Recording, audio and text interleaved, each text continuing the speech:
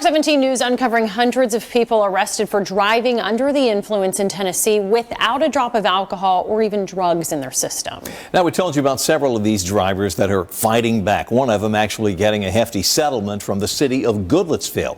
Now, Fox 17 News' Kelly Avellino is talking with a state lawmaker who wants to track sober DUI arrests.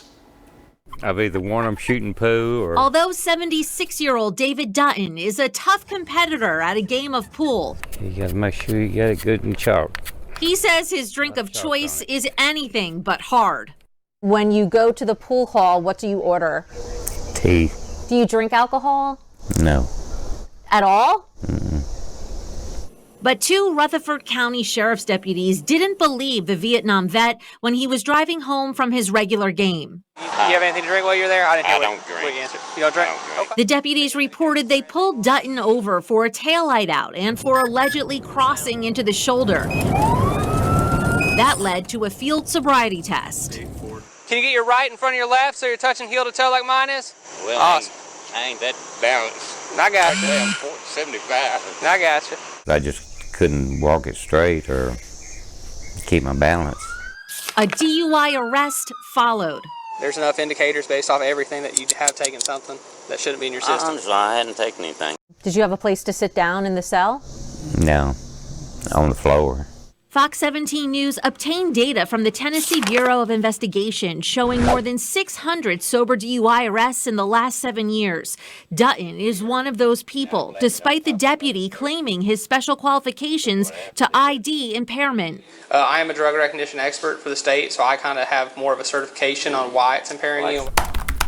I also discovered that most law enforcement agencies in Middle Tennessee don't use breathalyzers on scene, saying blood draws are more accurate. Sir, I am not drinking. Tennesseans Fox 17 News has interviewed previously lost jobs, insurance, and their reputation while waiting for the test results to prove they were sober and for the case to be dismissed. It's been an ongoing struggle. There's times when I'm alone, I'll cry. It was the most stressful, most traumatic experience I've ever had. For tonight, The thing I've had is tea and a Dr. Pepper and chocolate. And Dutton is prepared to tell that to a jury, now suing the two deputies and Rutherford County in federal court for $400,000. His lawsuit claims the deputies violated Dutton's Fourth Amendment rights, ignoring exculpatory information that explained his shaky field test. For example, this disabled driver card hanging from the rearview mirror, and Dutton telling the deputies he had back issues. You don't have anything that troubles you with your legs, back, anything like that normally? Yeah, I've got a disc been dealing with for 45 years. Oh, wow. Dutton repeatedly mentioning that he has balance problems. Do you understand those instructions? Do you have any questions about them?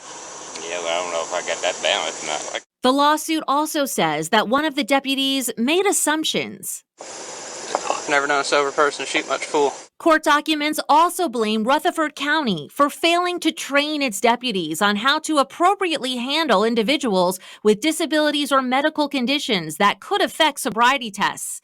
But the county's attorneys say there was justifiable probable cause here to make an arrest, including Dutton appearing disoriented with droopy eyes and slow in speech. You know, just stress, just dealing with it.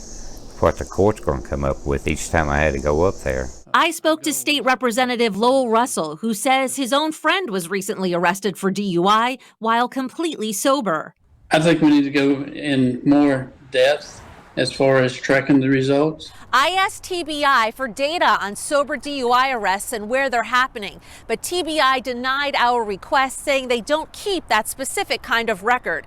It wasn't until Representative Russell asked the agency for that information that they started to tally up all the stats. The former highway patrol officer sent this letter to TBI's director, officially asking the agency to post test results for all DUI arrests. We can work hard as we can to keep drunk drivers off the road, but we also can keep stats to make sure we don't have a problem with either the testing, the training. Representative Russell also plans to work with the State Administrative Office of the Courts on its new $75 million database to make sure dismissed DUI cases are clearly posted. I think this will make Tennessee a better place once we figure out how to track that data. The issue of sober DUI arrests also reaching Governor Bill Lee. We've spent a great deal of time in the last 3 years expanding training for our police departments, our sheriff's departments, and our state police on